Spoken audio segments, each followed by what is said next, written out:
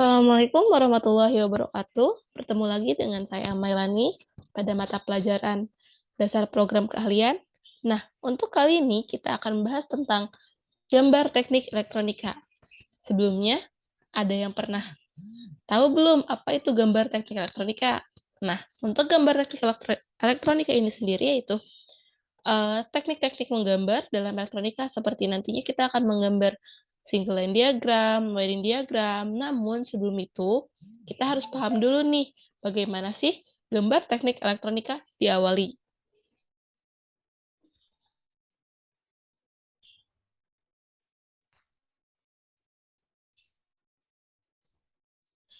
Nah, untuk capaian kompetensinya yaitu pada akhir fase ini, peserta didik mampu menggambar teknik listrik, elektronika, dan instrumentasi termasuk pengenalan macam-macam peralatan gambar, simbol komponen, dan rangkaian listrik, elektronika, dan juga instrumentasi.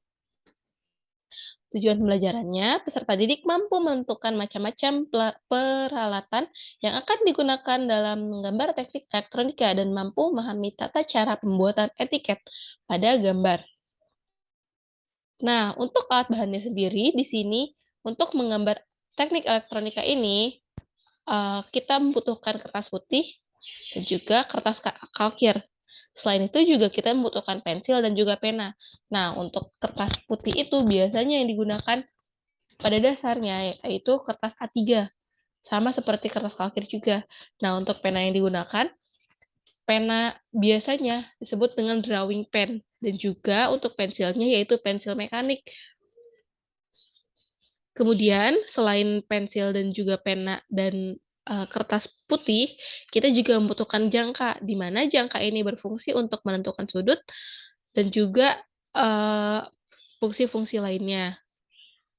Nah, alat lain yang dibutuhkan yaitu ada mistar skala, busur derajat, penghapus, pelindung penghapus, alas gambar, dan papan dan meja gambar. Nah, untuk mistar skala ini untuk menentukan skala yang kita gunakan pada gambar teknik elektronika. Kemudian, busur derajat itu untuk menentukan sudut yang akan kita gunakan pada saat menggambar teknik elektronika. Kemudian, kita juga membutuhkan penghapus ketika ada gambar yang salah. Nah, diawali dengan pensil itu, lalu kita hapus. Kemudian, untuk pelindung penghapus digunakan agar penghapus yang kita gunakan tidak kotor, karena itu akan mempengaruhi pada gambar yang kita buat. Kemudian ada alas gambar. Ini bertujuan untuk ketika kita menggambar, kertas kita tidak bolong ya. Kemudian ada juga papan dan meja gambar. Nah, ini untuk menunjang pembuatan gambar ya. Nah, selanjutnya yaitu membuat etiket gambar. Untuk membuat etiket ini, kita ada aturan-aturan tertentunya. Nah, sebelumnya etiket itu apa sih? Nah, etiket adalah identitas dari gambar tersebut, mulai dari nama gambarnya apa, lalu pembuatnya itu siapa, skalanya berapa, satuan yang digunakan berapa, dan juga lain-lainnya. Mungkin selanjutnya akan saya jelaskan tentang etiket itu sendiri. Nah, yang harus dicantumkan pada etiket, yang pertama ada nama atau si pembuat gambar. Siapa sih yang membuat gambar itu? Kemudian, yang harus kita cantumkan juga ada nama gambar. Nama gambar yang dimaksud adalah misal kita membuat sebuah wiring diagram. Nah, ditulis di situ wiring diagram apa? Contoh wiring diagram rumah sederhana. Kemudian ada nama instansi, departemen, atau sekolah.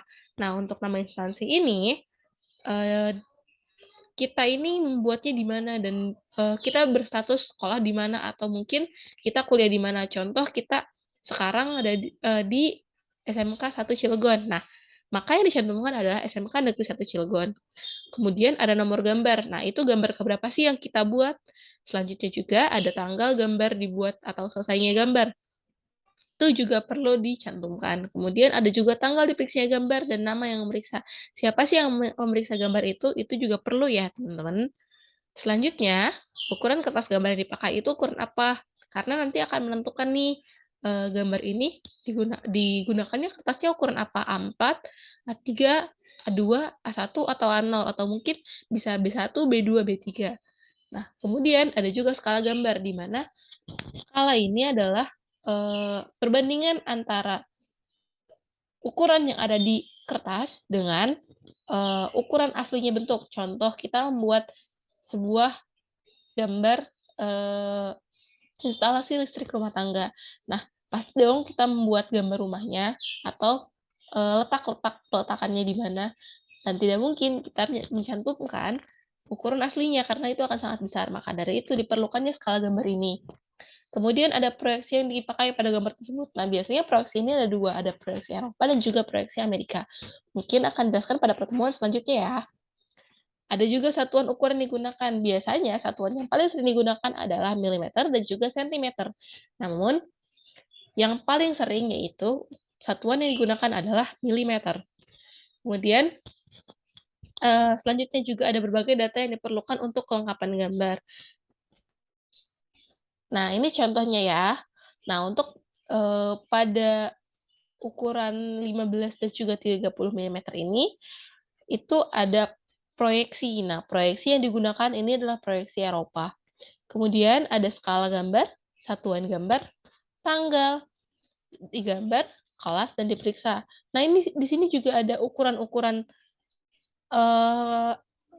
pembuatannya ya. Jadi untuk proyeksi itu ukurannya 30 mm untuk lebarnya dan juga untuk tinggi yaitu 15 mm. Kemudian pada bagian skala dibutuhkan ukuran 40 mm lebarnya. Namun untuk tingginya sama seperti proyeksi tadi. Kemudian juga ada pada bagian digambar, kelas dan juga diperiksa juga memiliki ya, ukuran tersendiri. Ini biasanya sudah ditentukan ya teman-teman. Nah, di sini juga ada identitas. Nah, di situ dilihat ya, ada tulisan SMKN. Nah, itu sekolahnya di mana? Yang tadi saya jelaskan, ketika kita emang ada di SMK Negeri 1 Cilegon, maka dari itu kita mencantumkan SMK Negeri Cilegon. Kemudian, ada juga klaim. Nah, klaim itu apa sih? Nah, itu sebenarnya identitas gambar sendiri atau nama gambarnya. Misal kita membuatnya single line diagram. Nah, di situ juga tinggal diganti aja jadi single line diagram. Untuk nomor 13 itu nomor urutan gambar yang dibuat. Selanjutnya ada juga ukuran kertas yaitu di sini A4. Nah, cukup sekian penyampaian materi gambar teknik kali ini. Semoga bermanfaat. Assalamualaikum warahmatullahi wabarakatuh.